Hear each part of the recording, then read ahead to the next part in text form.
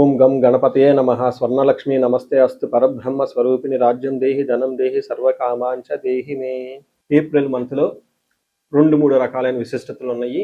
చాలా ముఖ్యం అందరూ తెలుసుకోవటం. ఈ మంత్లో జ్యోతిష శాస్త్రం ప్రకారం చూసుకుంటే 4 గ్రహాలు మారుతూ ఉన్నాయి. సూర్యుడు, కుజుడు, ఈ 2 క్రూర గ్రహాలు ఇవి మారుతూ ఉన్నాయి. బుధుడు, శుక్రుడు కూడా మారుతూ ఉన్నాయి. ఇవి శుభగ్రహాలు అనుకోవచ్చు. ఈ 4 యొక్క గ్రహాల యొక్క పరిస్థితిని, వాటి యొక్క స్థితిగతులను బట్టి ఈ మంత్ ఎలా ఉందో మనం చూద్దాం.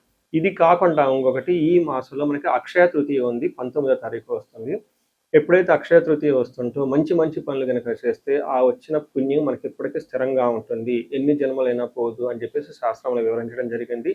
ఇంకా అందరికి బాగా నానుడు ఏంటంటే ఆ రోజు ఏ పని కనుక చేస్తే మనకి స్థిరంగా ఉంటుంది. అందుకని బంగారం కొనుక్కోవటము, పవిత్రమైన వస్తువులు కొనుక్కోవటము, దాన ధర్మాలు చేయటం అనేది ఇంకా చాలా విశిష్టత కలిగిన గొప్ప గొప్ప మనకి అవకాశాన్ని జీవితంలో ఎదగటానికి ఈ రోజు అనేది పుణ్యప్రదంగా ఉంటుంది అని గమనించాలి.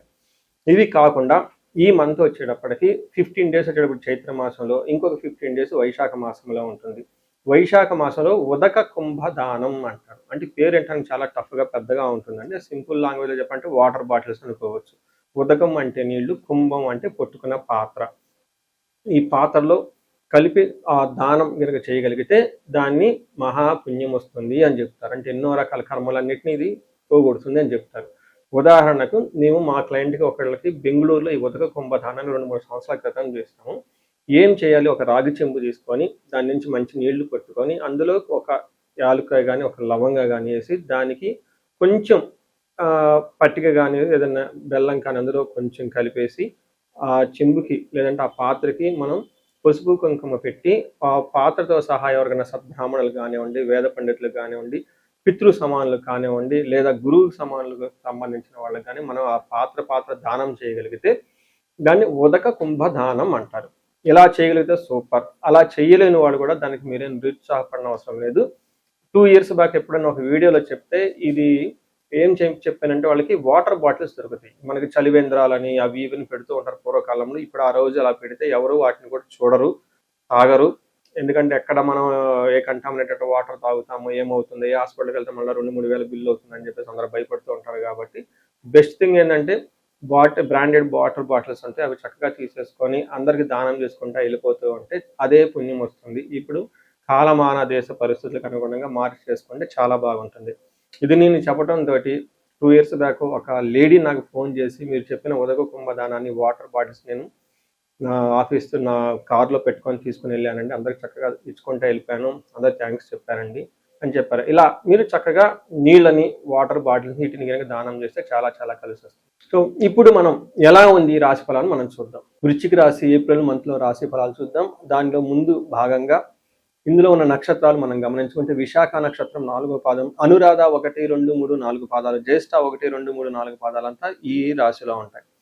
పేరు బలం ప్రకారం చూసుకుంటే తో, నాని, నూనెనో, యా, ఈ, యు అన్న ఈ పేరు అక్షరాలతో కూడా ఫస్ట్ లెటర్ వాళ్ళు బాగా మోస్ట్ పాపులర్ అయిన పేరులో ఫస్ట్ అక్షరం కనుక ఈ అక్షరాలతో ఉంటే వాళ్ళకి వృశ్చిక రాశి అవుతుందని గమనించాలి.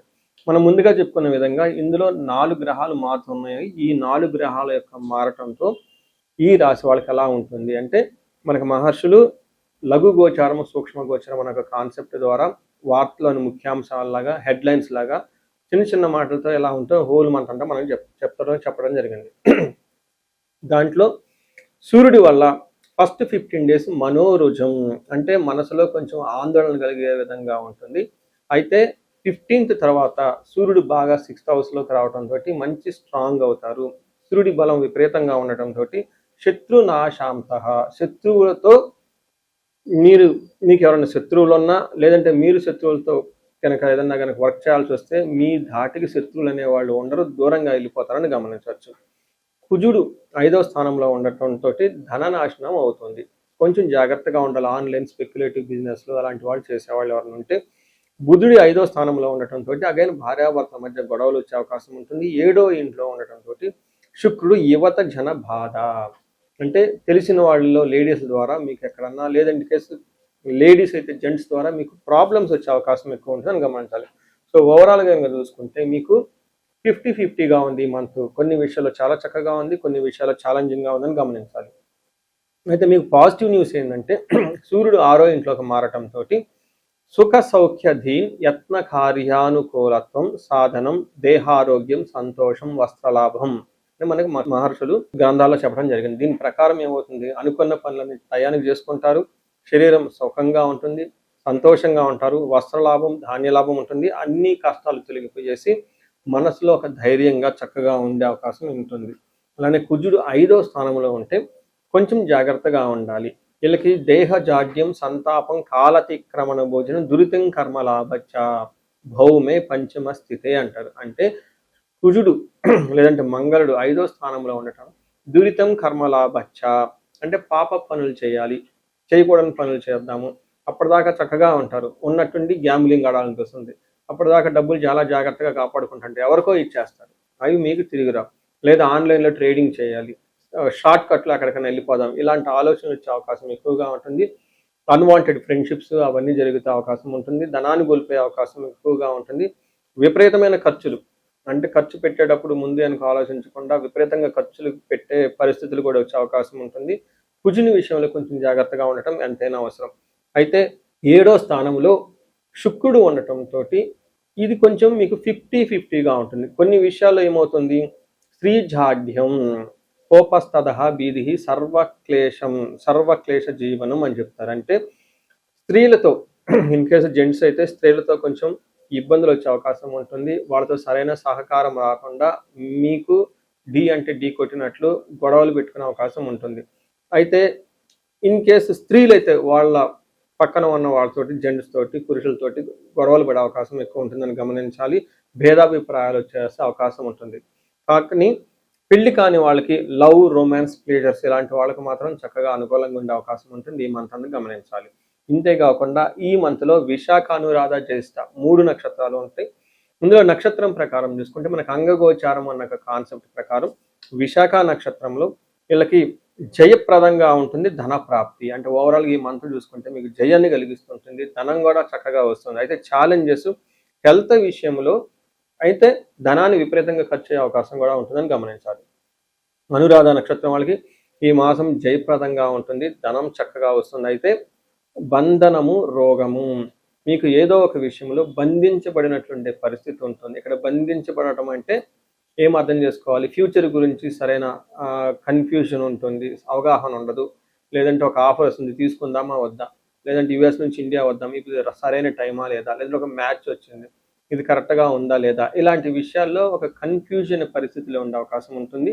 దీన్ని మీరు చక్కగా సరైన పరిహారాలు చేసుకోవటం ద్వారా ఈ కన్ఫ్యూజన్ నుంచి అయితే ఖచ్చితంగా బయటకు వచ్చేస్తారని గమనించుకోవచ్చు.